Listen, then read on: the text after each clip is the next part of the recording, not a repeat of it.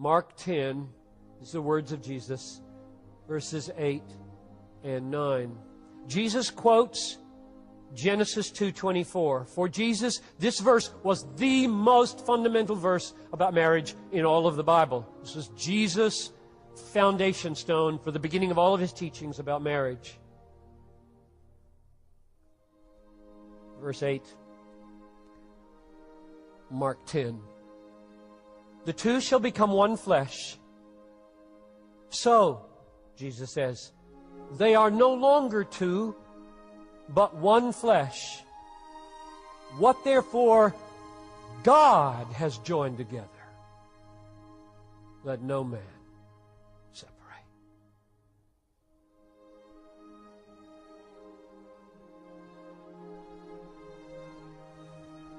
That's huge. Do you feel the weight of that? Engaged couples, married couples. When a couple speaks their vows and consummates their vows with sexual union, it is not man, woman, pastor, parent who's the main actor. God is. God joins a husband and a wife in one flesh. God does that. God does that. From which Jesus draws the awesome conclusion, what God has joined, no man may separate.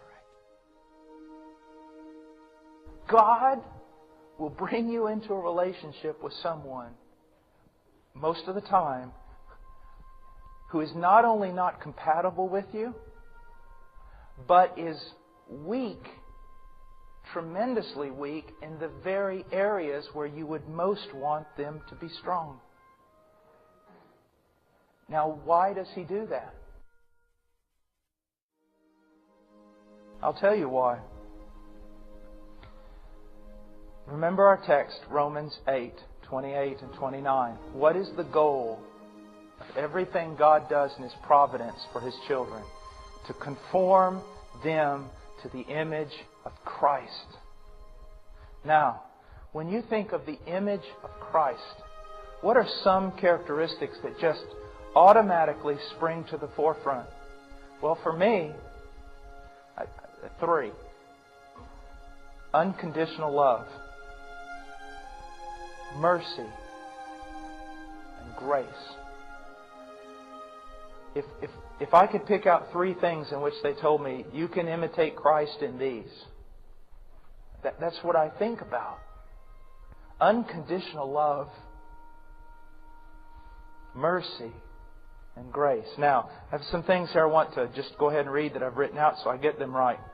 Let me ask you a few questions.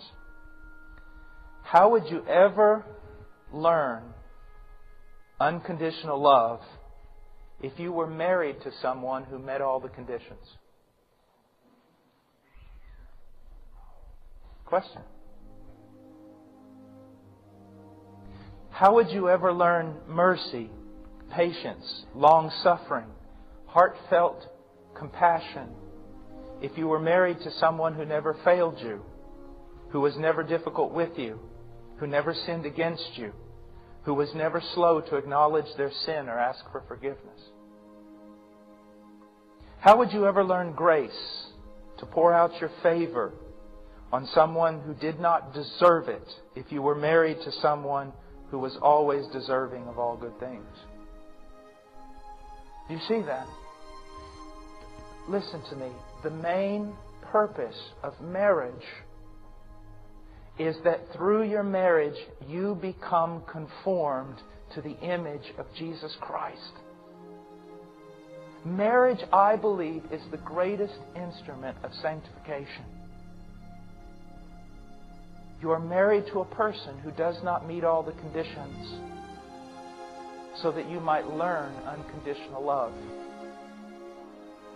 You are married to a person who needs mercy so that you learn to give it.